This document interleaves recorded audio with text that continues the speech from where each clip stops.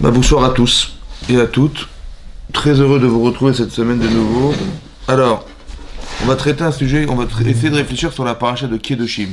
Alors, c'est marqué dans la paracha de Kedoshim. On est donc page 696, vous avez le Chumash. Au début de la paracha, tout début de la paracha, c'est marqué Vaïdaber Hashem el Moshe les Moradi, Hashem à Moshe en disant Daber el Beni Israël, el Kol Adad Ben Israël.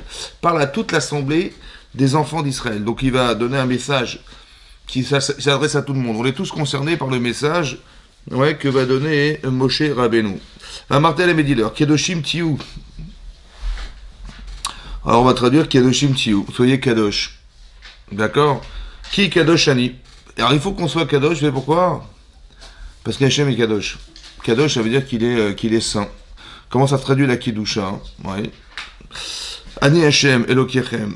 Ouais, donc Hachem nous demande d'être des Kedoshim. On va essayer de réfléchir à qu'est-ce que c'est. Bon, pour nous, les Kedoshim, c'est des gens, des très très grandes tzadikim. Ouais, on a des Kedoshim, on a des tzadikim, on a des Kedoshim, c'est-à-dire des gens qui sont plus dans ce monde, quoi. C'est des gens qui ont déjà dépassé l'enveloppe corporelle, c'est des gens qui sont déjà là-bas sur Terre. C'est ce qu'on nous dit, mais est-ce que nous, on est capable d'être des Kedoshim, franchement, entre nous, mesdames, messieurs? Dites non, parce que ça va plus vite. Ben non. Donc c'est pour ça... Comment Hachem il peut nous demander d'être des Kedoshim devant toute l'assemblée d'Israël? Ça veut dire qu'on est tous concernés par la question. Ça va? On est tous concernés par la question d'être des Kedoshim. Qu'est-ce que nous dit Hachem? Donc la première chose qu'il nous dit pour être des Kedoshim, Ish imo vaviv tiraou. Ish imo. Un homme, sa mère et son père, vous craindrez. Donc on doit avoir, évidemment, on doit avoir le respect de ses parents, mais on doit aussi avoir la peur de décevoir ses parents. D'accord? Ça fait partie des mitzvot que nous avons. Et Shebetoy Tishmoru, vous garderez mes Shabbatot. Les deux premiers enseignements qui sont les plus proches de ce qu'on appelle la Kedusha, c'est d'abord de craindre ses parents, de craindre sa mère et son père. D'abord sa mère avant son père, parce qu'on sait que, naturellement, on respecte sa maman avant son papa, qu'on craint. Et à l'inverse de ce que nous sommes, c'est-à-dire être capable de craindre son père, alors on doit respecter, honorer le papa qu'on craint, de la façon naturelle. Comme ça dit l'Agma dans Kedoshim. L'Agma explique comme ça que de façon naturelle, on respecte sa maman. D'accord, l'Agma dit pourquoi la maman est respectée par ses enfants? Parce que Meshad Lato Bidvarim, c'est-à-dire qu'elle fait des efforts pour leur parler. Elle sait parler à ses enfants. Vous voyez, le papa aussi il parle, mais la différence c'est que papa il donne des ordres. Papa le ton n'est pas le même. On va dire que le ton n'est pas le même. Vous voyez, le ton utilisé, la façon de concevoir le rapport à l'enfant, l'émotion que peut apporter la maman, est différent de son père. Donc il est plus dans la crainte de son père qui lui parle d'une certaine manière, et de sa maman il la respecte parce qu'il se sent respecté par sa mère, parce qu'il est un peu compris par sa mère. Vous voyez, sensiblement compris par sa mère. Et ça la différence. Vous voyez, la différence elle est là. Et comme on respecte ceux qui nous respectent, c'est pour ça que la Torah demande d'inverser. C'est-à-dire, tu respectes ta mère naturellement, on te demande de craindre ta maman. À la différence que lorsque tu crains ton père naturellement, il faut réussir à respecter ce que tu crains. Voilà ce que la Torah, Ish, imo vavitiraou, donc un homme, sa mère et son père, vous craindrez, donc on a mis la mère en avant, vous avez vu dans le Passouk, à la différence de Kaved et Avicha, honore ton père et ta mère. Vous avez vu que dans l'ordre de la chronologie du Passouk, on a mis d'abord le papa avant la maman dans le Kavod. Pourquoi? Parce qu'on craint ses parents. Maintenant, juste expliquer qu'est-ce que ça a à voir avec la Kedusha, ça. Ça va? À part ça, pourquoi on nous demande d'inverser ce qui est naturellement déjà dans l'ordre? C'est-à-dire, si vous voulez puiser chez vous dans la capacité que vous avez de respecter les autres, vous allez puiser dans l'énergie que vous avez tirée de votre maman. Et si vous devez craindre les gens, de ne pas les décevoir ou d'avoir peur de transgresser la loi ou je ne sais pas quoi, vous allez puiser cette énergie que vous avez tirée de votre papa. D'accord? Naturellement. Pourquoi, à votre avis, il était nécessaire d'inverser des bases déjà naturellement consolidées par le fait de respecter sa mère et le fait de craindre son père? À votre avis, pourquoi la Torah demande une chose pareille? Pourquoi tu dois inverser ce qui est naturel chez toi? Puisque de toute façon, si tu dois craindre, tu vas craindre parce que tu crains ton père, et si tu dois respecter, tu pourras honorer les gens parce que tu respectes ta mère. C'est vrai ou pas?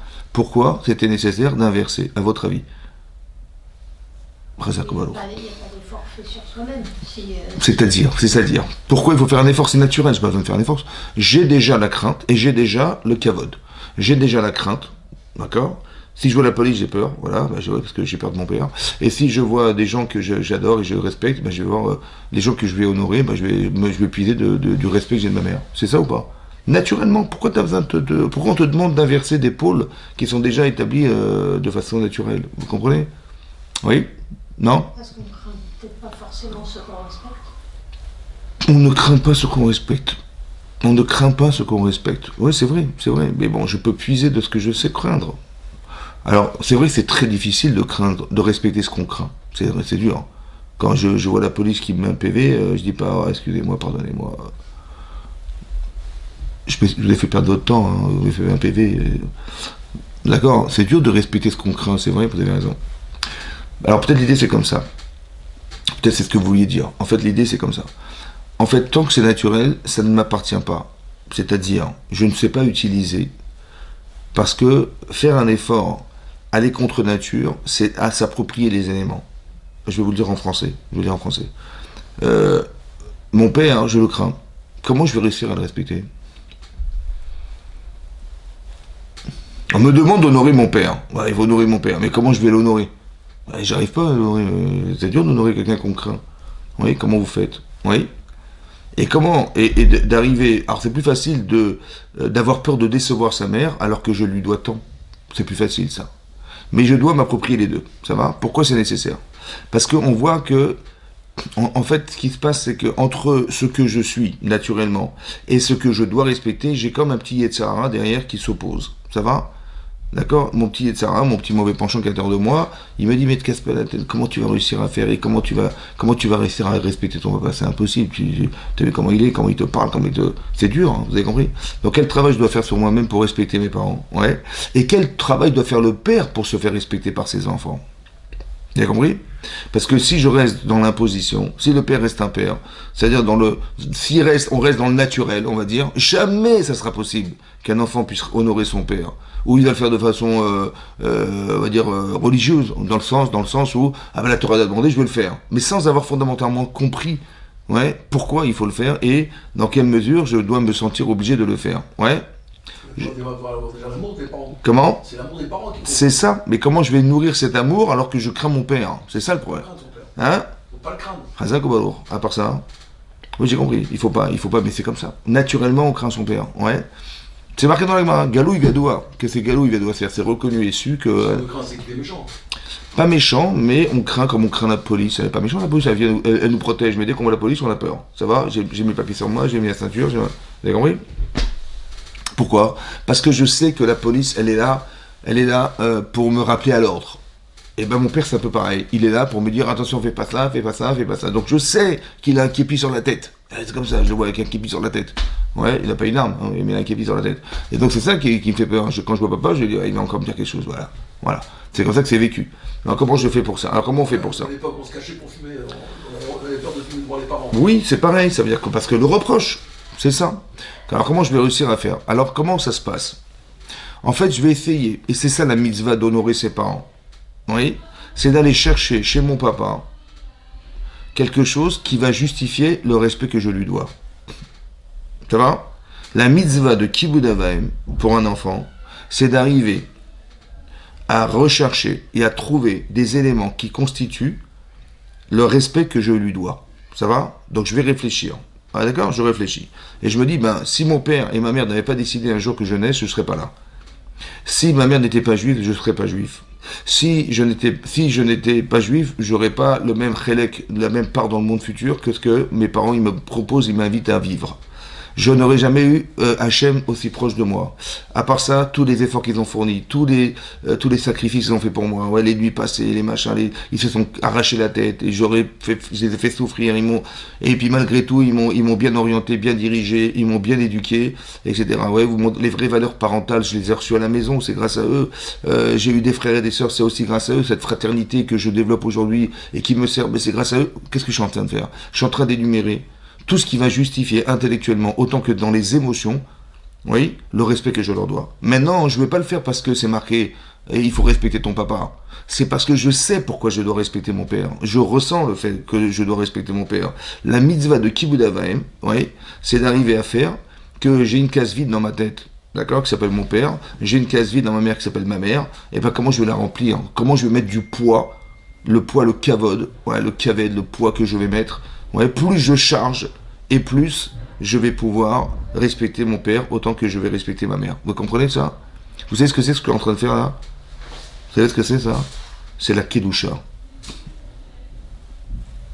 Alors, je vous explique pourquoi c'est la Kedusha. Rashi nous explique, Kedoshim Tiyu, Rashi, soyez Kadosh. Rashi nous dit, et vous Prushim, soyez séparés, séparez-vous de Arayot, de toutes les Arayot, c'est-à-dire tout ce qui est relation sexuelle interdite, au Mina Avera et toutes les fautes. Donc en particulier les femmes, les hommes, ouais, les relations interdites, autant que les Averot en général. Maintenant on sait qu'il y a une attirance particulière pour les femmes et les hommes, il y a une attirance vers l'argent, ce sont des choses qui sont très attirantes et très prenantes. À part ça, il y a d'autres Averot, mais on sait qu'on est tiraillé entre la relation homme-femme et on est tiraillé entre l'argent. Voilà, l'argent c'est une préoccupation profonde chez les gens. Alors il faut s'être parouche, en hébreu ça veut dire se séparer de ça. Oui, séparer. Mais qu'est-ce que ça veut dire être parouche? Ça veut dire d'avoir la force de se maintenir, de se contenir malgré le désir. D'accord? Il faut que je sache avoir une forme de recul, une forme de maîtrise de soi, ouais, et pour être assez fort, la maîtrise doit pour être assez fort pour refuser la Avera en général et les Harayot en particulier. Vous avez compris? Maintenant, comment j'arrive à nourrir cette force? Oui, on sait pertinemment, on a souvent expliqué dans les cours, que on sait bien que le savoir, ouais, va être balayé par le désir. Quelqu'un qui a envie de faire une avéra, il a envie de faire une faute, plus rien affiche de la Torah, dit rien du tout. Vous comprenez, il n'y a plus de bon Dieu, plus personne. Vous voyez, pourtant tu sais que Dieu existe, pourtant tu sais que c'est interdit. Eh ben, c'est plus fort que ce que tu sais. Donc le désir est plus fort. Comment je vais réussir, ouais, mentalement, émotionnellement, à contrebalancer le désir alors que le désir est plus fort que la connaissance?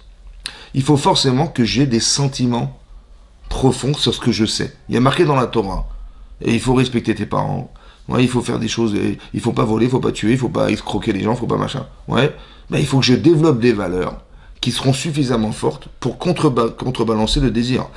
Je n'ai pas envie de contredire ce que j'ai prouvé être. Je me suis prouvé être fraternel, et je ne veux pas escroquer les gens. Je me suis proposé d'aimer les gens, je ne peux pas les voler, je ne peux pas leur mentir, je ne peux pas renier, je ne peux pas payer en retard le salaire de mon employé, je ne peux pas. Vous avez compris? Je ne peux pas. D'accord? Parce que l'émotion que j'ai doit être au moins plus forte ou égale au sentiment, au désir que j'ai de faire le contraire. Vous avez compris? Mais si je n'ai pas ce désir, je vais forcément transgresser la Torah. Donc cette retenue que j'ai, la retenue, elle est forcément construite au départ pour pouvoir me dire je ne vais pas le faire. Ça va? Et bien ce contenu-là, quand je vous dis que j'ai la force de, ça s'appelle la Kedusha. Vous avez compris? La Kedusha.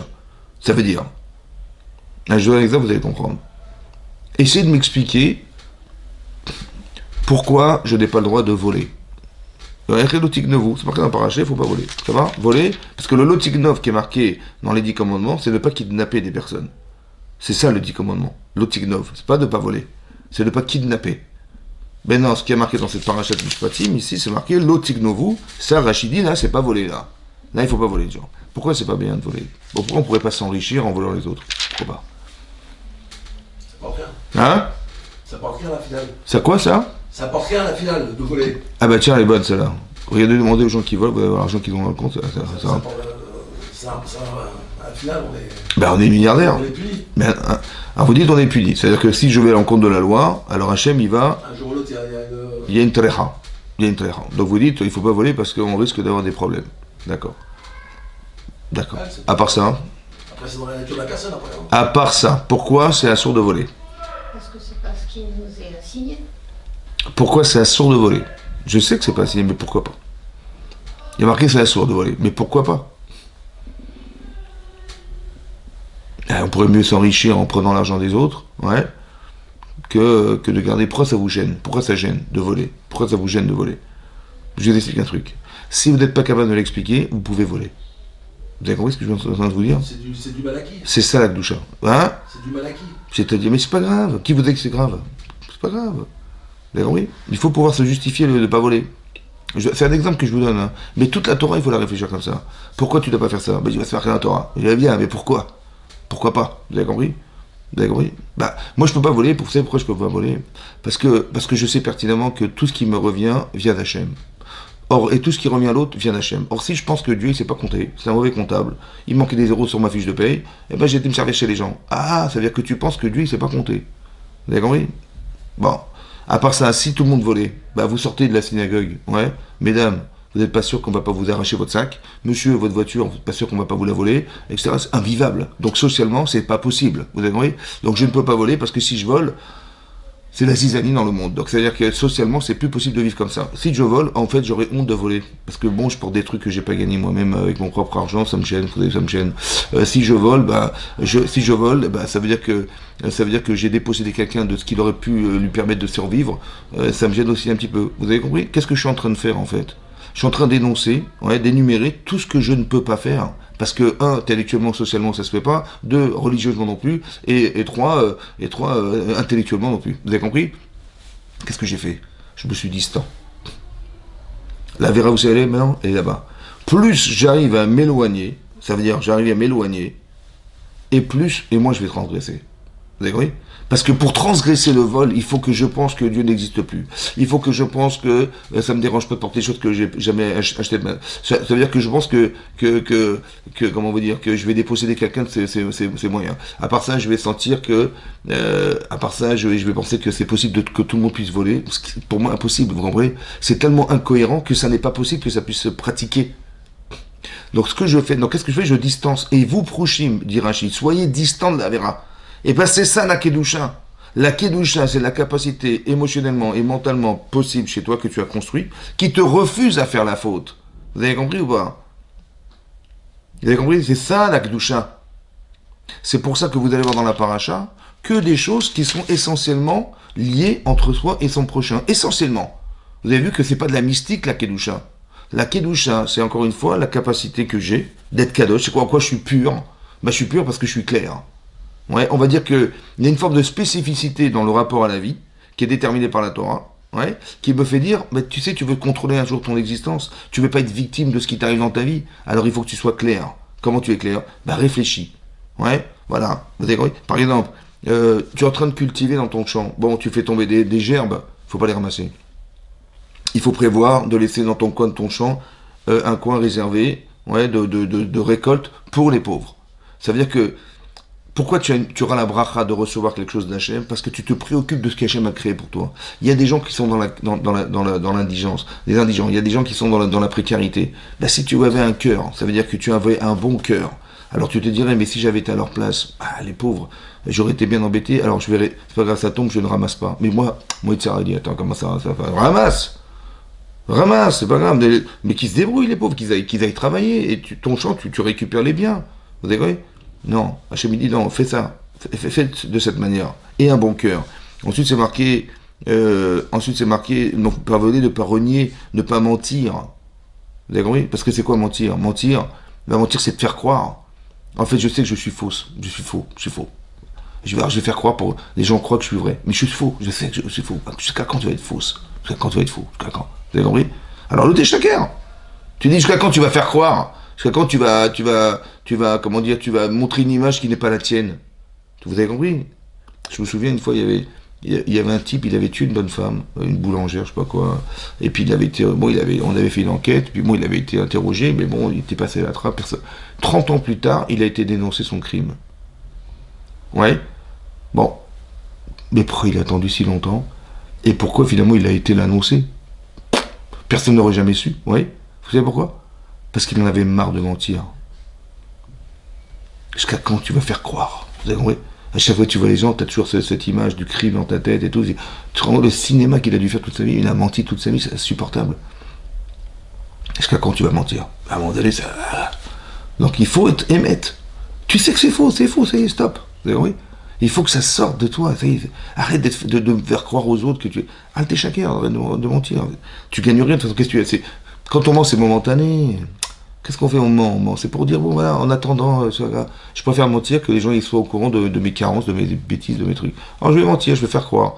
Mais à un moment donné, il faut que tu sois clean, il faut que tu sois présent, il faut que tu sois responsable, il faut que tu sois un adulte. Vous avez compris? Donc tu dis, je vais arrêter de mentir. Comme ça, je vais m'occuper de moi. De moi. Pas de ce que je vais faire croire, mais de moi. Donc il dit, ne mens pas. Vous avez compris? C'est plausible.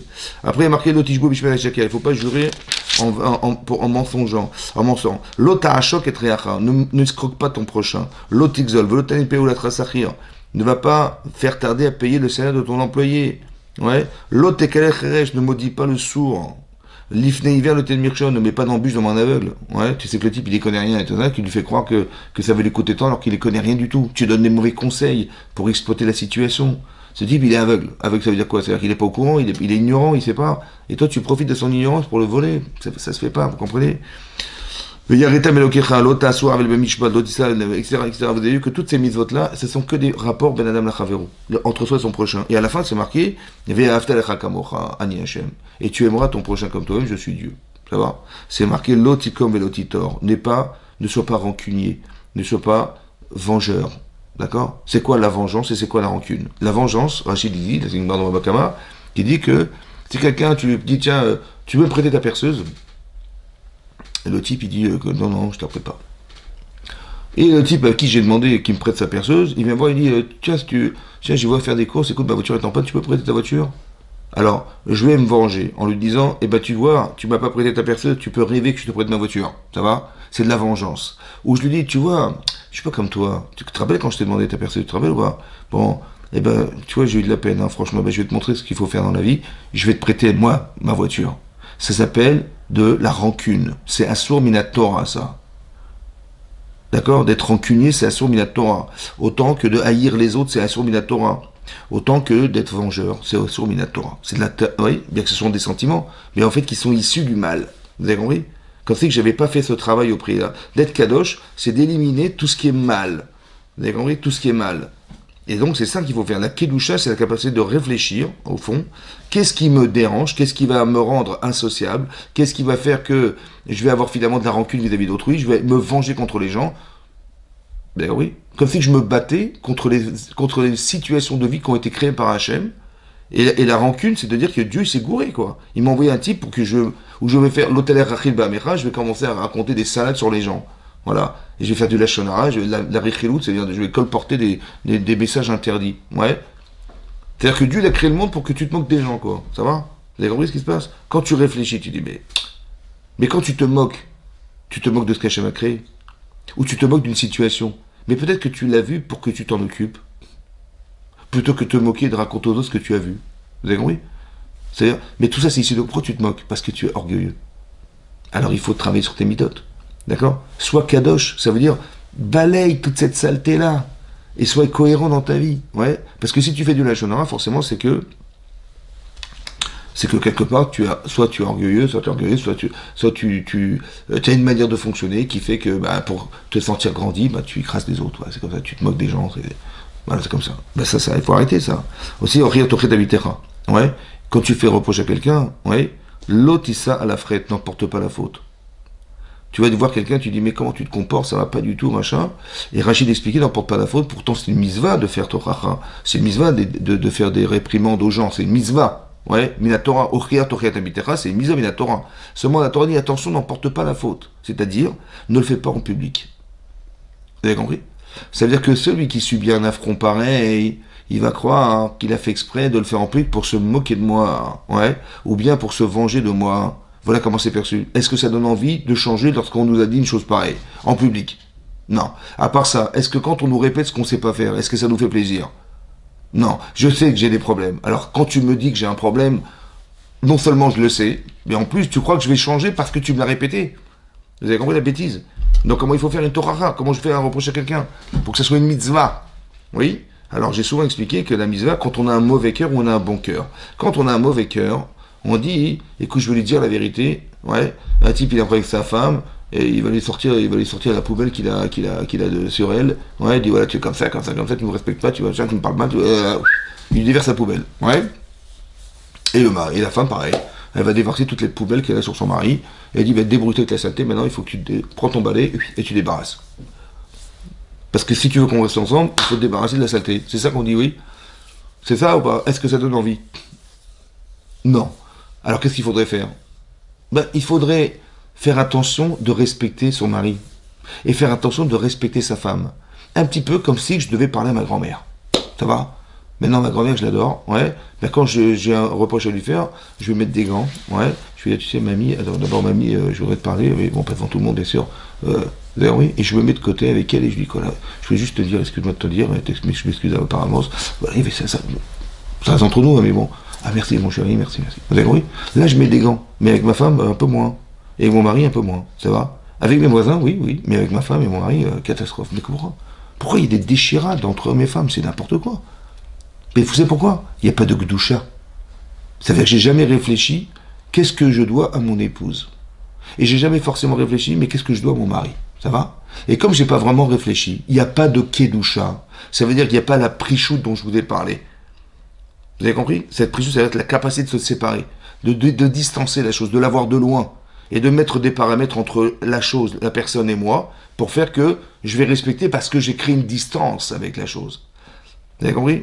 Si vous étiez célibataire, vous êtes marié. Donc si vous êtes devenus des hommes, vous êtes devenus des parents, vous êtes devenus des grands-parents, vous êtes devenus des beaux-parents, vous êtes devenus tout ça. Mais c'est grâce à qui? C'est grâce à votre épouse, c'est grâce à votre mari. C'est comme ça, non?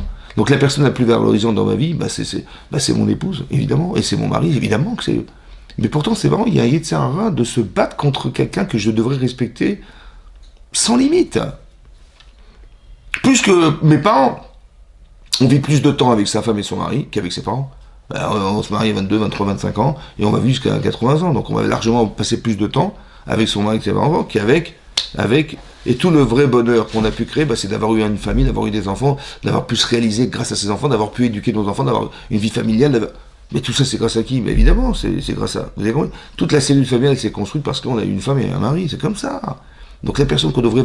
Mais si tu réfléchis à mettre du poids dans la case papa, ou mari, ou maman, ou ma femme, etc., vous allez voir que votre vie va changer. Vous avez compris? Parce que vous avez été capable de mettre du kavod, et vous avez été capable de justifier le respect. Vous avez compris? Et pas de faire le contraire. Donc c'est-à-dire qu'au départ, il y avait un travail de conception au départ. Vous avez, le Yetzirah, il se nourrit de la bêtise et de manque de conception et de manque de relativité qu'on a eu avec les autres.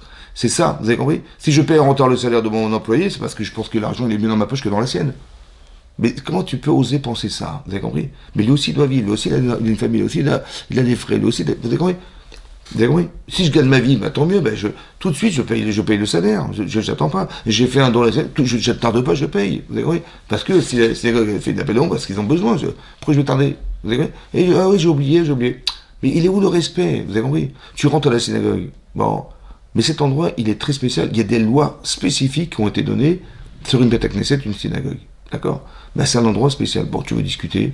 Il y a plein d'endroits dans le monde où tu peux discuter, tu veux jouer aux cartes, tu veux retrouver tes amis, il y a d'autres endroits pour eux. Mais là, c'est spécial, tu pries là. Tu as Sefer Torah en face de toi. Ça va? Est-ce que tu as pris ce recul? Qu'est-ce que c'est que la Torah? Il y a Sefer Torah, mais ce Sefer Torah, vous savez ce que c'est? C'est un message qui a été transmis par Hachem à Moshe Rabbeinu, qui est éternel et qui était présent avant même la création du monde. C'est pas Victor Hugo, c'est pas Stendhal, c'est pas... Vous avez compris? Donc il y a une kedusha, mais extraordinaire. Quand on lève la Torah, on monte la Torah, on fait Simchat Torah, c'est-à-dire qu'on connaît l'histoire, on sait d'où vient la Torah, et c'est ce respect, le recul qu'on a, le message qui est dans la Torah qui est fantastique, qui vient d'Hachem. Celui qui a créé le monde, il nous a transmis un message à travers la Torah qui est infini, ouais, qui nous permet de nous équilibrer, d'être des tzadikim, qui nous permet d'être concrètement honnête avec soi-même et avec Hachem, de créer ce lien avec lui. Mais c'est ça. Donc quand je rentre avec ça, je devrais trembler. Vous savez, on dit dans la prière, Hachem sefatai tiftar. Hachem sefatai tiftar. Mes lèvres, ouvre-les. Ou fia guide tes lettres, elle pourra dire ta louange. D'accord? Et Hachem, ouvre-moi la bouche. Ouvre-moi la bouche. Ouvre-la toi. C'est-à-dire quoi, Hachem sefatai tiftar? On demande à Hachem de nous ouvrir la bouche. Mais t'as pas à lui demander, ouvre-la toi-même. Ça va? Vous savez pourquoi on lui demande? Parce qu'on va être tellement paralysé devant Hachem quand on prie qu'on n'a même pas la force d'ouvrir la bouche. Vous avez compris ce que je veux dire? Tellement la hirat Shamay doit être grande. Quand on s'imagine qu'on parle au créateur de la création du monde, mais vous savez ce que c'est que la création du monde? Mais on doit trembler devant ça, vous avez compris? Trembler. On dit Hachem, ouvre-moi la bouche parce que je ne sais même pas parler, je suis paralysé. C'est comme ça qu'on devrait prier. Vous avez compris?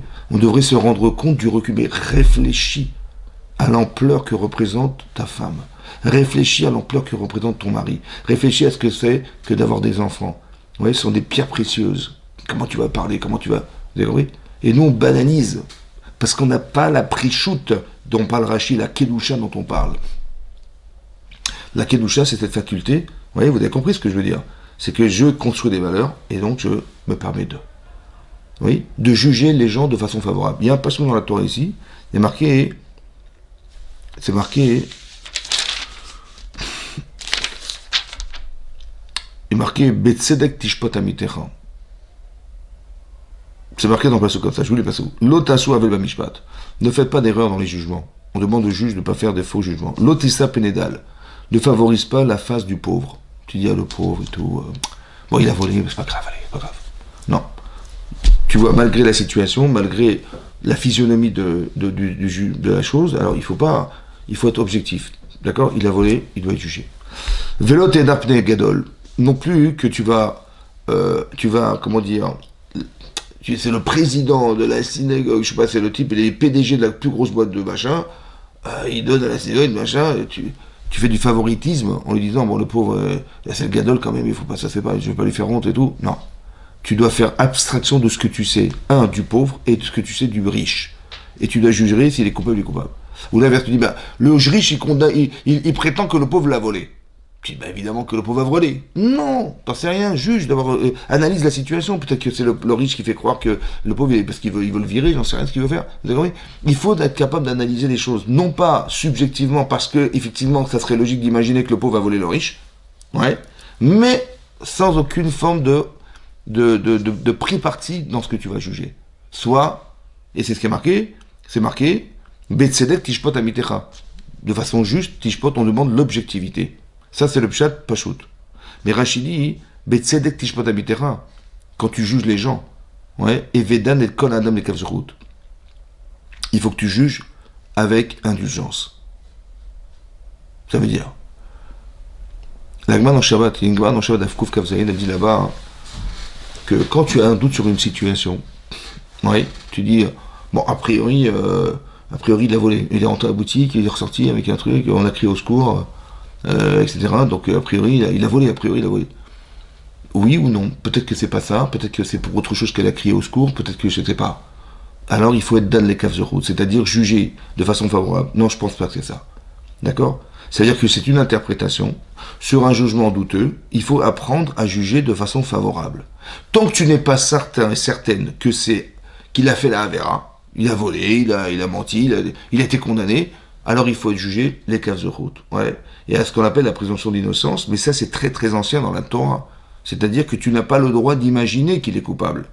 Parce que tant que tu n'es pas certain, ce qui est compliqué, parce qu'il y a des situations, des fois, la Gemara raconte dans la Gemara dans Shabbat, elle raconte comme ça. Il y avait Adam Echad, un homme, il est venu voir, bon, il a été travailler chez son employeur pendant 3 ans. Et à l'époque, ils n'étaient pas payés au mois, c'était pas mensuel, ils étaient payés au bout des 3 ans. Et au bout des 3 ans de travail, il vient réclamer son salaire. Et il sait que son patron est très riche, il a gagné bien sa vie, il réclame le salaire de ses 3 années de travail. Et le type, il dit, j'ai pas d'argent. Il dit, bon, bah alors, donne-moi des fruits. Il dit, j'ai pas de fruits. Alors donne-moi des ânes, donne-moi des vaches, j'ai pas de vaches. Alors donne-moi, donne-moi des vêtements, mais j'ai pas de vêtements. Et tout ce qu'il lui demandait, il dit j'ai pas. Bon, il a pris son petit ballot, il est reparti. Plus tard, l'employeur, il a été le retrouver dans sa ville où il habitait. Et il lui a remis un cadeau, et il lui a remis son argent. Oui. Il lui a dit, mais quand je t'ai dit j'ai pas d'argent, qu'est-ce que tu as pensé? Il a dit, je pensais que vous aviez réservé votre argent pour cette somme-là pour le Mikdash, vous l'aviez sanctifié pour quelque chose. Quand je t'ai dit que j'avais pas d'âne et tout ça, j'ai dit peut-être que vous avez mis en gage. Quand je t'ai dit que j'avais pas ça, à chaque fois il trouvait un argument pour dire que, il dit, tout ce que tu as dit c'était vrai. Il dit, quand je t'ai dit j'ai pas d'argent, j'ai dit, peut-être que vous avez rendu Ekdesh tout votre argent. Ekdesh, parce qu'à l'époque, on pouvait tout sanctifier pour le Beth Amikdash. Il dit, tout ce que tu as pensé, c'était vrai. Et vous savez qui c'était cet homme, Adam Echad? C'était Rabbi Akiva. Et là-bas, on explique que c'est pour ça que sa femme, elle l'a épousé. Parce que quand ça s'est passé, c'était pas un Tamid Chacham. Ça va? Mais sa femme, il y a une Gemara dans sa lettre qui dit que Elle a épousé cet homme alors qu'elle était la fille de Kalba Ben Savoua, c'est-à-dire que c'était le grand notable de Jérusalem, le plus riche de la région, c'était son père, Rachel, qui était la femme de Rabbi Akiva.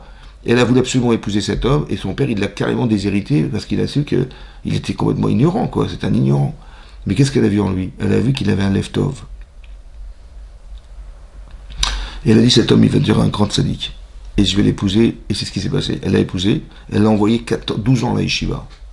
Il est parti, il a quitté son foyer pendant 12 ans. Rabbi Akiva. Et l'Agma, elle dit là-bas que quand il est revenu après les 12 ans, il y a son voisin, à sa femme, qui est venu voir sa femme. Il dit, mais tu te rends compte, ton mari t'a abandonné comme ça, il t'a resté là. Elle était très pauvre, elle vit dans la précarité, il t'a laissé comme ça, elle dormait sur de la paille. Il dit, mais apparemment, ton mari, qu'est-ce que t'as été faire d'épouser un homme pareil, vous avez rien à voir tous les deux. Et bon, voilà ce qu'il disait à sa femme. Et Rabbi Akiva, il allait rentrer chez lui. Il a entendu ça, qu'est-ce qu'il a entendu? Il a dit à sa femme qui dit, bah, tu sais quoi, s'il pouvait rester encore 12 ans à la yeshiva, je serais la femme la plus heureuse du monde. Et il a entendu ça, et il est parti. Maintenant, pourquoi il n'est pas rentré chez lui? Puisque sa femme, elle voulait absolument qu'il aille tuer Yeshiva, donc il aurait pu voir sa femme, et puis elle aurait été heureuse de le retrouver, et puis il serait reparti à l'Yeshiva. Non, il a préféré ne pas rentrer chez lui. Pourquoi? Parce que 2 fois 12 ans ne sont pas 1 fois 24 ans. Combien il a eu d'élèves, Rabbi Akiva? 24 000 élèves. Il est revenu à 24 000 élèves. Et quand il est revenu, sa femme, quand elle est revenue, elle était pauvre. Et donc elle est revenue, et il a dit à ses élèves, quand il l'a vue, elle s'est prosternée devant ses pieds, parce qu'il est devenu un très grand sadique, Rabbi Akiva. Il a dit, Sheli veshelachem shelaou. Tout ce que j'ai, la Torah, tout ce que j'ai, la Torah, toute la Torah que j'ai, et toute la Torah que je vous ai enseignée, c'est à elle. Parce que sans elle, j'aurais pas pu voler. Non, sans elle, j'aurais pas été cet homme. Vous avez compris ce qu'il a dit? Et quand son beau-père, il est venu, il avait fait le vœu de déshériter sa fille, à cause du fait que Rabbi Akiva, c'était un amaretz, un ignorant. Il a dit, mais si tu avais su que j'aurais été un grand Talmid comme ça, tu m'aurais déshérité. Il a dit non, alors je t'enlève ton éder. Et c'est comme ça qu'il a enlevé son vœu. Vous avez compris? Mais ça veut dire qu'il avait des midotes exceptionnelles. Vous avez compris ce qui s'est marqué? Ce Adam Echad, là, c'était lui, en fait, c'était Rabbi Akiva. Mais il avait un lev tov. Vous avez compris? Qu'avoir un mauvais cœur, c'est toujours puiser dans le mal pour juger mal.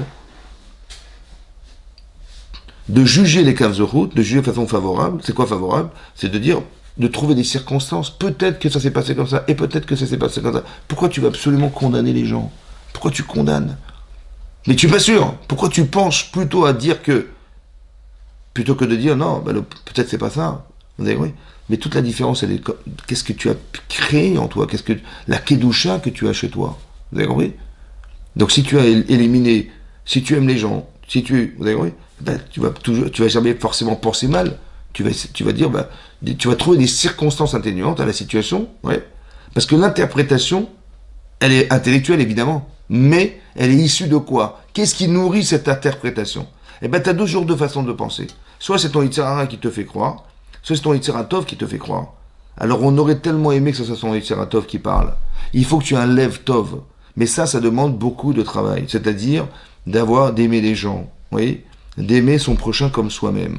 C'est-à-dire que de se dire, voilà, je vais vous expliquer ce que je pense. Quand c'est marqué, tu aimeras ton prochain comme toi-même, c'est le klal gadol batorah. Ça c'est la règle de la Torah.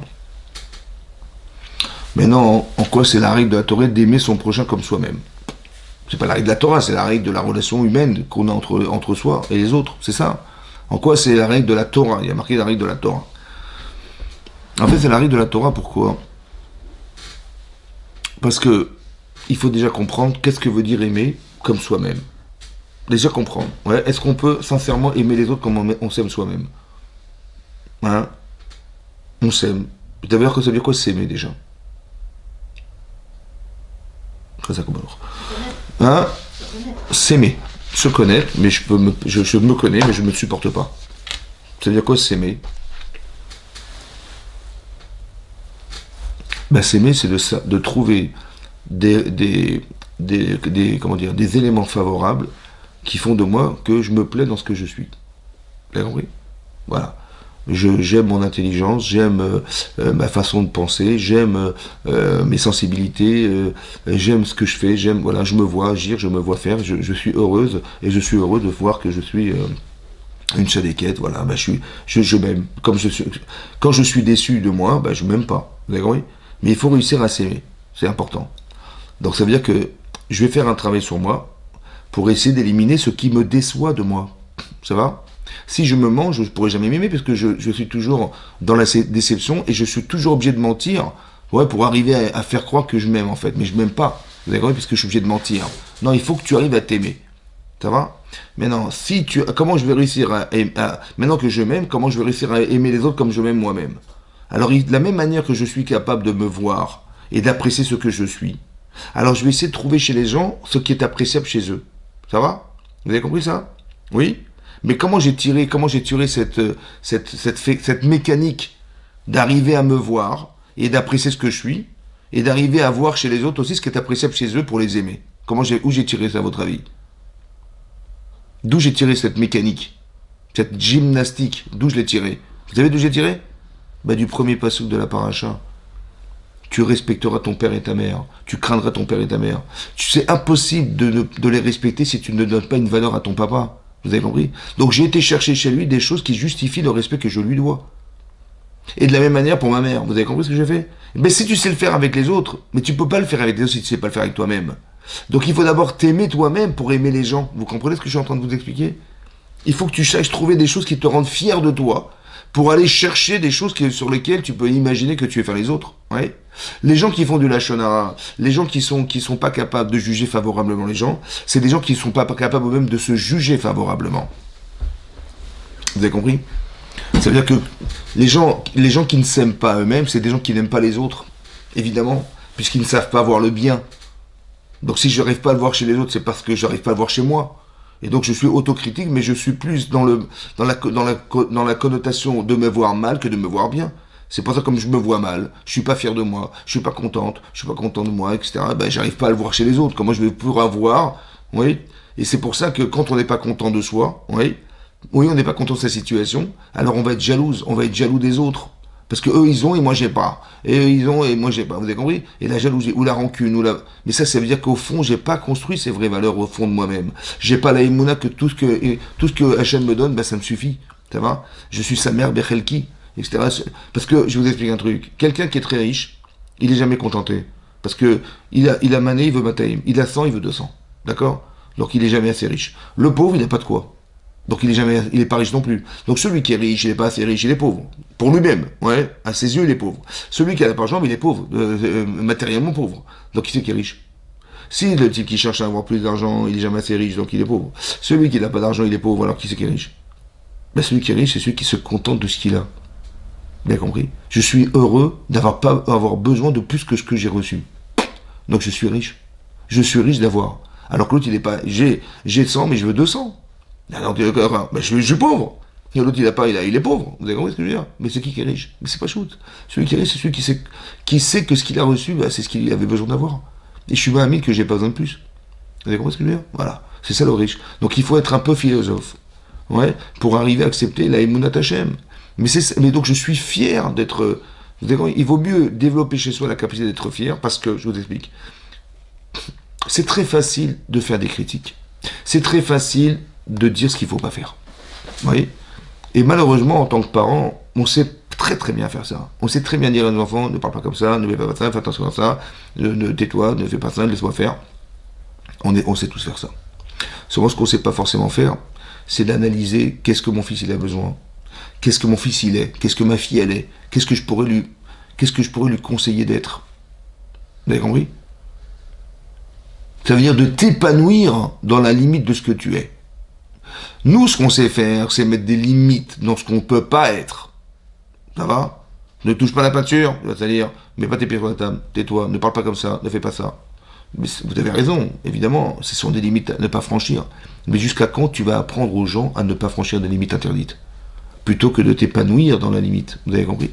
Reshit Chochma, Yirat Hashem. Le commencement de la Chochma, de la sagesse, c'est la crainte. Le commencement. Mais c'est pas une finalité en soi. La finalité, c'est de t'épanouir dans la limite. Comme si que la limite interdite, c'est la limite de tes obligations. Tu peux tout faire, mais pas ça. D'accord, oui. Tout tu peux faire, mais pas ça. C'est-à-dire que la limite de ce que tu peux rouler sur la haute, tu dois rouler sur la haute. De toute façon, il y a des ravins à droite et des ravins à gauche. La limite de tes obligations, c'est l'interdiction, c'est le ravin. C'est la limite. Mais tout ça, c'est ce que tu dois faire. Donc on devrait apprendre à voir ce qu'on doit faire et pas de répéter ce qu'on ne peut pas faire. Vous avez compris ce que je veux dire? Et pour ça, il faut avoir un left-off. Il faut avoir un bon cœur. Quand je suis critique, en fait, je suis critique sur moi-même. Mais c'est parce que je vis dans la critique, je vis dans le soupçon, je vis dans le doute, je vis dans tout ça. Ben, oh, c'est bon, rends-toi heureuse, c'est bon, évacue tout ça. Vous avez compris? Ou je vis avec le regard des autres, ou je vis avec moi, qu'est-ce qu'ils vont dire de moi si je fais ça? Au début, j'ai compris, mais tu vas vivre toute ta vie avec le regard des gens, c'est pas possible. Je fais pas ça parce que qu'est-ce qu'ils vont dire de moi? J'ai compris, mais si tu dois faire, fais-le. Vous avez compris? On vit avec l'interdit. On s'interdit des choses. Eh ben, je suis pas fier de moi. Je peux pas aimer cette personne, c'est pas possible. Donc il faut que j'arrive à m'aimer. Ouais, comme vous voyez dans les panneaux, m'aimer Hélène. Marquez comme ça, m'aimer Hélène. Il faut s'aimer, c'est comme ça. Il faut s'aimer. Et si tu sais t'aimer, alors tu peux aimer. Vous avez compris? Parce que tu sais voir chez l'autre ce que tu apprécies chez toi. Mais d'où j'ai su apprécier chez l'autre? Comment j'ai pu respecter? Parce que j'ai trouvé chez l'autre quelque chose qui est appréciable. Mais parce que mon père, j'ai fait ce travail qui n'est pas naturel, hein, qui est anti-naturel. Je vais respecter ce que je crains. Mais comment tu fais? J'ai trouvé chez mon père c'est mon exemple. Mon père c'était mon confident. Mon père il s'est toujours fait la tfila, il est beaucoup aimé par les gens, j'ai envie d'être aimé comme lui, et mon père. Plus je rajoute des éléments, et plus je vais les respecter. Parce que mon père, il a un poids dans ma conscience. Vous avez compris ce que je veux dire? Donc j'ai su voir le tov chez lui.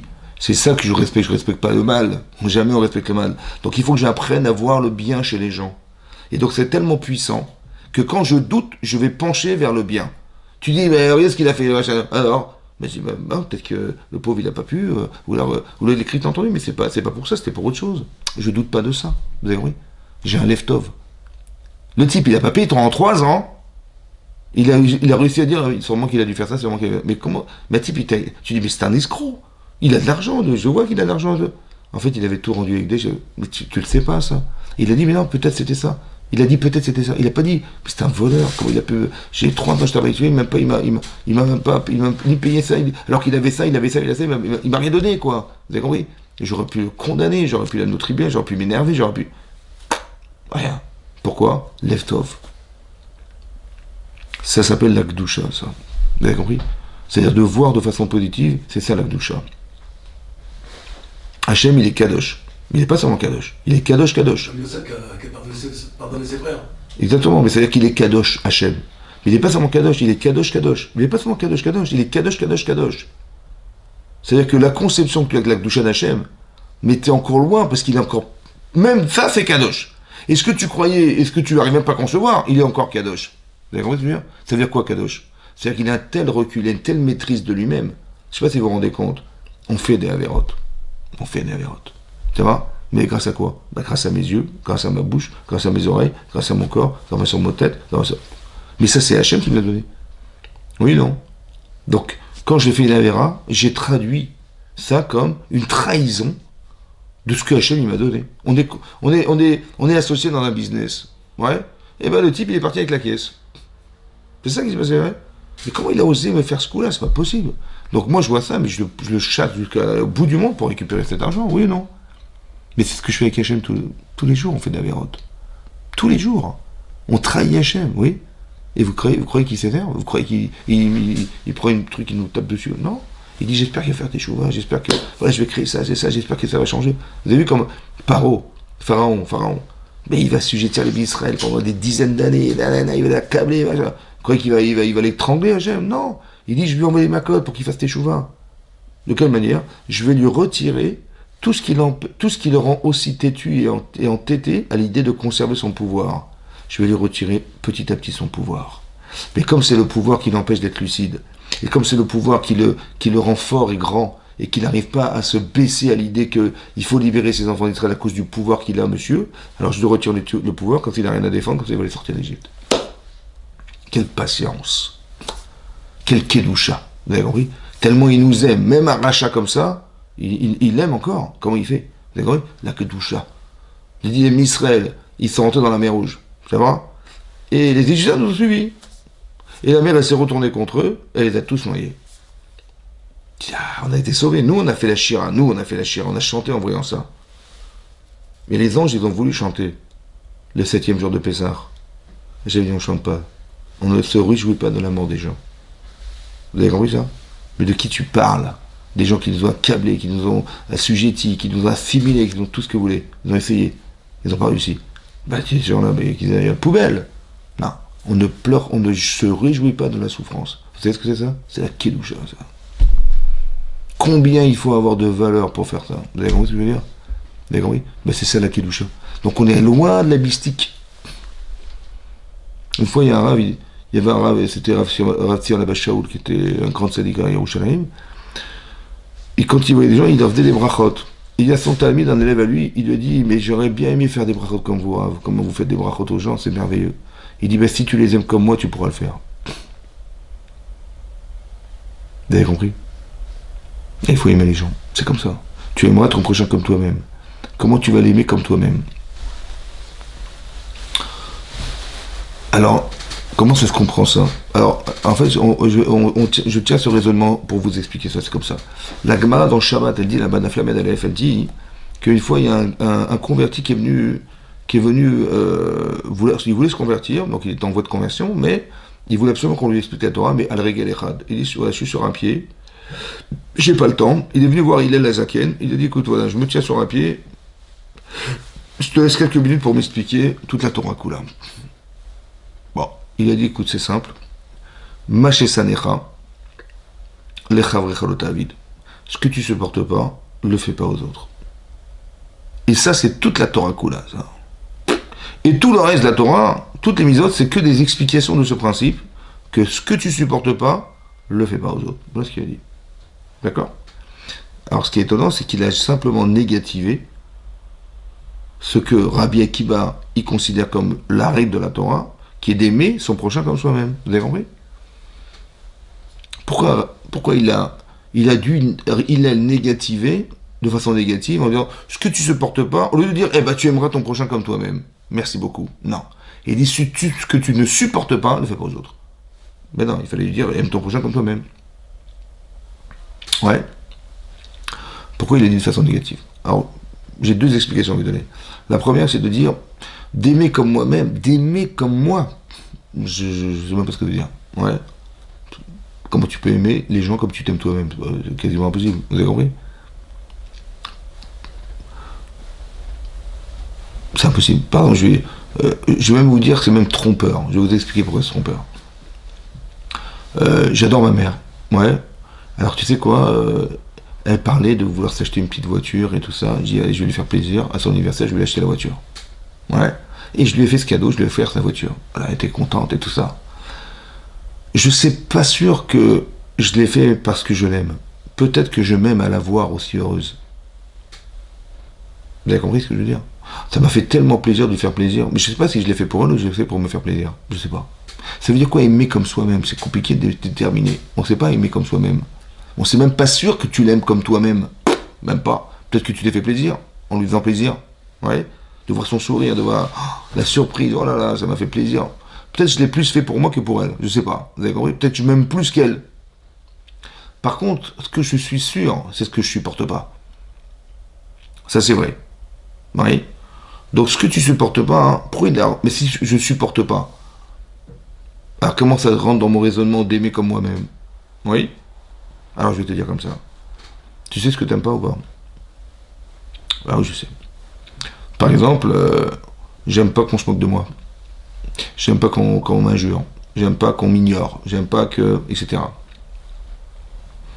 Donc, si tu aimes pas, donc qu'est-ce que tu aurais aimé? Par exemple, tu as fait une bêtise. Ah, tu t'es trompé. Et la personne dit, ah, te fait un reproche. Te fait un reproche. Comme nous, on peut faire des reproches à nos enfants, oui. Mais non. Tu vois comment tu as parlé? Ouais. Si tu avais été ton enfant, comment tu aurais aimé qu'on te parle? Est-ce que tu aurais aimé qu'on te fasse des reproches humiliants comme tu les as fait?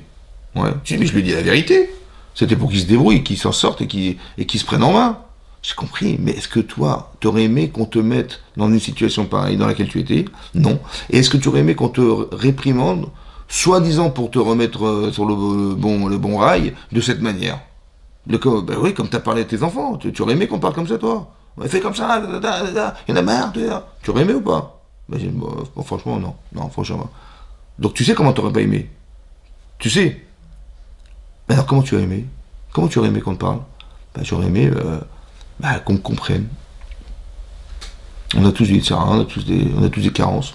J'aurais aimé qu'on me comprenne, qu'on m'accepte tel que je suis, à Khazak. Et comment tu aurais qu'on parle? Ben, qu'on mette des gants. Qu'il y ait une manière de me parler, qu'on me respecte, on me prenne à part. Et ben tu sais quoi? Tu vas faire comme tu aurais aimé qu'on te fasse. Tu vas l'aimer comme toi-même. C'est-à-dire, tu vas, par négative, tu vas comprendre ce que tu aurais pas aimé. Puisque tu sais ce que tu n'aimes pas, donc tu sais forcément comment tu aurais aimé que ça soit. Et ben tu vas faire comme tu aurais aimé qu'on te fasse. Tu vas l'aimer comme toi-même. Vous avez compris? T'as vu comment tu parles à ta femme? Ouais. Ben, est-ce que tu aurais aimé qu'on te parle comme ça? Non. Alors, comment tu aurais aimé? Ben, j'aurais aimé comme ça. Ben, parle comme tu aurais aimé qu'on te parle.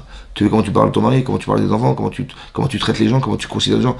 Tu dis, tu te rends compte, il m'a soupçonné comme ça, c'est pas honteux ça? Ben justement, il t'a pas jugé favorablement. Ben oui, mais j'ai jamais fait ça moi. Pourquoi il a cru ça? Pourquoi il a cru ça? Ben oui, parce qu'il est pas dan les caves de route. Ça veut dire que, tu vois, comme tu n'as pas supporté qu'on te juge, alors toi aussi, ne le fais pas aux autres. Vous avez compris ce que je veux dire? Essaye de juger favorablement parce que toi, tu n'aurais pas aimé qu'on te soupçonne du mauvais penchant, du mauvais côté de tes choix. Tu dis, mais comment il a pu croire ça? Mais c'est honteux. Vous avez compris ce que je veux dire? Mais si tu supportes pas qu'on te juge mal, alors toi aussi, quand tu vois une situation qui est douteuse, alors fais plutôt pencher du bon côté en disant, bah, elle a sûrement pas pensé ça, il a sûrement pas pensé comme ça. Vous avez compris ce que je veux dire? Plutôt que de juger en condamnant la personne. Parce que juger, on est tous obligés de juger. Dire, ah, comment tu m'as jugé? Juger, je suis obligé de te juger. Mais je suis pas obligé de te condamner. Parce que ce serait bête de pas juger. Vous avez compris? Tu dis, ah, comment tu m'as jugé? Ah, non, comment tu m'as condamné?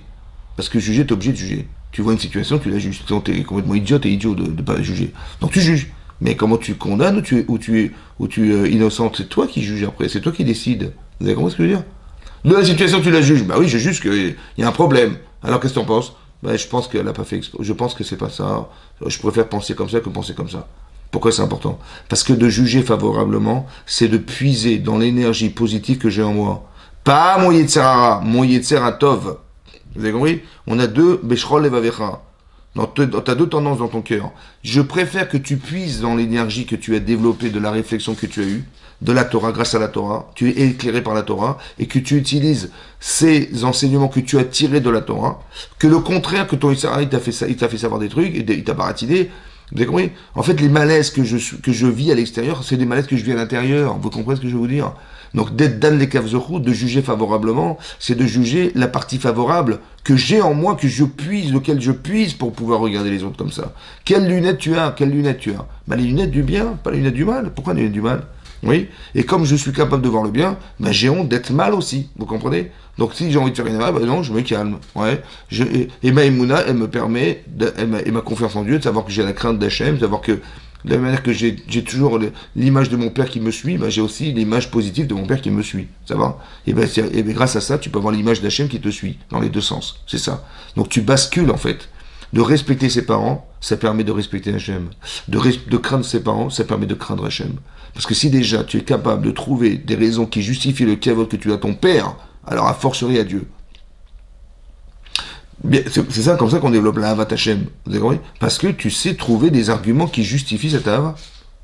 D'amour. C'est quoi l'amour? Bah, toutes les faveurs que tu as reçues de tes parents. Bah, tu vas les aimer parce qu'ils ont eu des intentions, des bonnes intentions. C'est comme ça que tu vas les aimer. Bah, c'est Hashem, des intentions, il en a des milliards.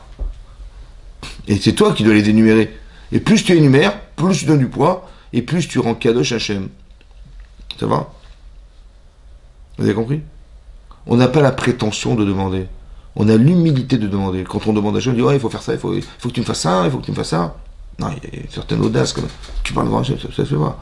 Mais comment tu sais qu'il ne faut pas oser? Parce qu'avec tes parents, tu n'oses pas. Tu dis pas ouais, il faut faire ça, il faut faire ça. Non, tu demandes, je t'en prie, ouais, merci. Il y a du derech eretz, vous avez compris? Il y a une façon de se comporter. Ouais, il y a une façon de se comporter. Imen derech eretz en Torah. S'il n'y a pas de façon de vivre de bonne manière, il n'y a pas de Torah.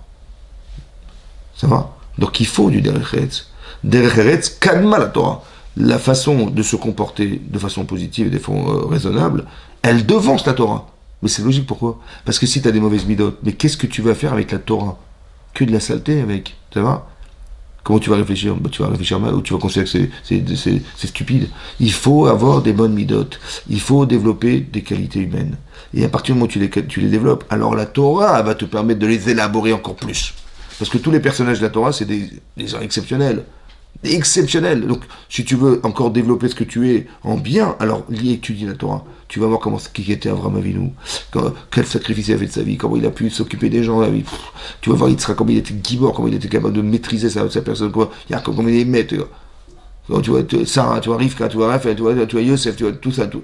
Mais c'est plus de raconter des histoires, c'est d'apprendre de ces gens-là des bonnes midotes, comment ils ont. Vous m'avez dit comment il a pu résister quand il a vu ses frères les mettre en prison pendant 25 ans.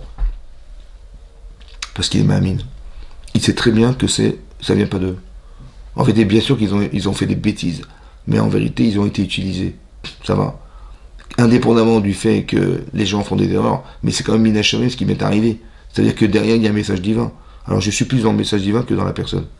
Ça va? Et donc, je peux pardonner, ça me dérange pas. Mais je pardonne. Mais quelque part, je dis, mais attention, vous avez fait des bêtises, il faut les réparer. D'accord? Mais ça me touche pas. Vous avez compris? Un petit peu comme Korach, ouais, il va venir chez Moshe Rabbeinu prétextant que c'est un imposteur. Ça va? C'est-à-dire, Moshe Rabbeinu, il a donné la Torah. Il dit, mais cette Torah, tu l'as inventée. Ça va? Devant tout le monde. Hein. Et Korach, c'est quelqu'un qui est un grand notable, qui était respecté dans le cas Israël. Ben, je sais pas, j'entends ça chez Moshe Rabbeinu, je lui fais un procès direct. Comment il a osé dire de moi que je suis un imposteur et... Vous savez ce qu'il a fait, Moshe Rabbeinu? Il est tombé par terre. Et il a dit, comment je vais lui sauver sa vie? Qu'est-ce que je vais dire à Hachem pour le pardonner? Il y a eu la faute du Vaudor, j'ai réussi à pardonner. Il y a eu la faute des Meraglim, j'ai fait pardonner. Il y a eu la faute des machins, mais qu'est-ce que je vais dire à Hachem pour lui faire pardonner sa faute? Vous avez compris? Il est plus dans l'empathie qu'il a de lui sauver sa vie que dans la vexation qu'il a eue d'avoir été humilié par cet homme. Vous avez compris ça? Ça, c'est la Gdusha, ça. Ça, c'est les valeurs, ça. Vous avez compris? Donc, on s'inspire de ça pour se dire, voilà, ouais, j'ai plus de la peine pour lui que ça me traverse. Vous avez compris? La différence entre l'adulte et l'enfant. L'enfant, il va s'énerver. Comment tu as osé me parler comme ça? Mais t'es fou, devant tout le monde, tu fais ça, t'as pas honte? Ça, c'est l'enfant. L'adulte, il dit le pauvre. C'est dommage, il est bête. Vous avez compris? Ça me touche même pas. Comme on peut avoir des conflits avec des gens, et plus c'est proche, et plus ça nous rend fou. Le team sort, ouais, ma soeur elle m'a fait ça, mon père il m'a dit ça, et ma belle-mère elle m'a fait ça, ma machin, voilà. Je lui dis, mais pourquoi ça te fait la peine? Bah, c'est quand même ma soeur, quand même. Hein, c'est ma soeur, quand même, comment elle a osé faire ça, ma soeur, quand même. Je lui dis, mais si tu penses, toi tu penses qu'elle est ta soeur, mais est-ce que tu penses qu'une soeur elle fait ça? Je dis, ben non. Donc est-ce qu'elle considère que tu es sa soeur? Bah non, alors. Bah tu dis, la pauvre, il faut l'aider, hein. Qu'elle considère que je suis sa soeur. Pourquoi ça te rend malade? On se rend malade pour les gens qui n'ont pas les vraies valeurs. Tu dis, mais moi, toi, tu les ressens, donc ça te fait de la peine. Tu dis, mais comment ma soeur, elle m'a fait ça? Tu te rends malade. Mais pourquoi tu te rends malade? Mais s'il était vraiment ta soeur, elle n'aurait jamais fait ça. Je dis, ben non. Alors, pourquoi si elle l'a fait, donc elle est vraie? Est-ce qu'elle considère comme sa soeur? Ben non. Alors, donc c'est qu'elle qui a une carence, pourquoi tu vas te rendre malade? Parce qu'elle a une carence. Tu pries pour elle, que Béat Hachem a un cercle un peu plus élargi, ou qu'elle ait des sensibilités que toi tu as, mais qu'elle n'a pas. Mais tu vas pas te rendre malade. À quoi ça t'a servi de te rendre malade? Ça ne servait à rien. Vous avez compris? Donc tu as des vraies valeurs, tu as des bonnes valeurs, d'accord, de fraternité, d'empathie, de tout ce que tu veux, et ça te rend fou de voir que les gens ils l'ont pas. Mais ça peut pas te rendre malade, c'est pas possible. Au contraire, tu devrais te dire, adulte que tu es, tu dis, il faut chez les mains. Ouais, j'espère qu'elle va s'arranger, qu'elle va pas tomber dans la bêtise, parce que la bêtise, qu'est-ce qui peut être plus fort que la fraternité? Les gens, ils ont des problèmes d'héritage, des problèmes d'argent, des problèmes des machins, des problèmes de... alors tu mets l'argent et tu mets ta sœur, et toi tu génères l'argent. Vous avez compris? Combien de conflits familiaux il y a dans les problèmes d'héritage, de fric et de machin? C'est-à-dire que tu mets l'argent, et tu mets ta sœur, et tu mets ton père, et tu mets ton frère, et tu choisis l'argent, toi. Vous avez compris ce que je veux dire? C'est des midotes, il y a des problèmes de valeur. Tu dis que la valeur, l'argent a plus de valeur que ton frère, que ta sœur.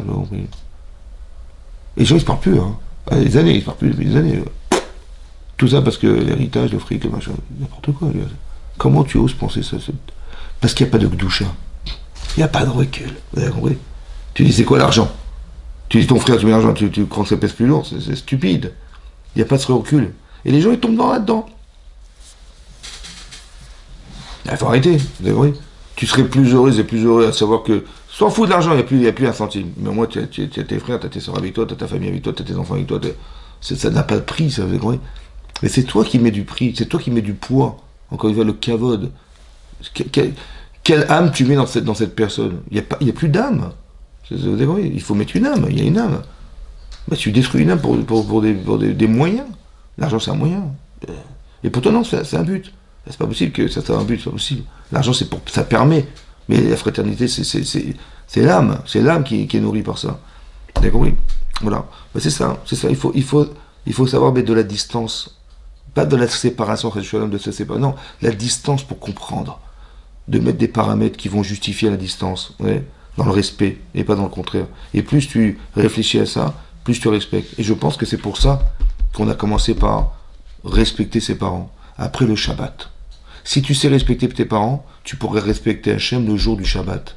Shabbatai, tu regarderas ça. Pourquoi? Parce que si déjà tu respectes Hachem, tu respectes tes parents pour ce qu'ils sont, alors Hachem, comment tu le respectes? Et le moment où tu peux le respecter le plus, c'est le moment où tu es libre.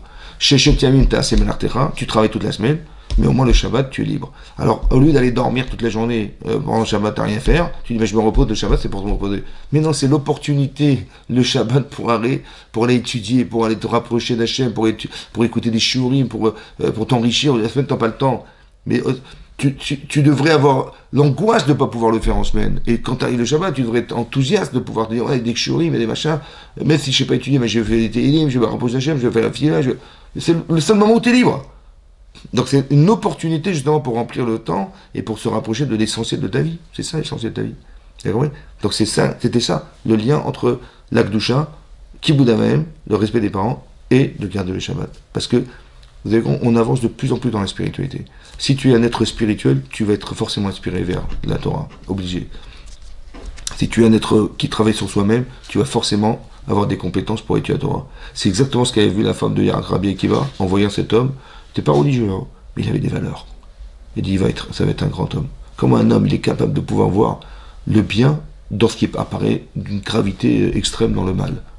Ah, il va voir ça, waouh. Alors il va pouvoir voir des beautés dans la Torah. Voilà. Chazak ou Baruch.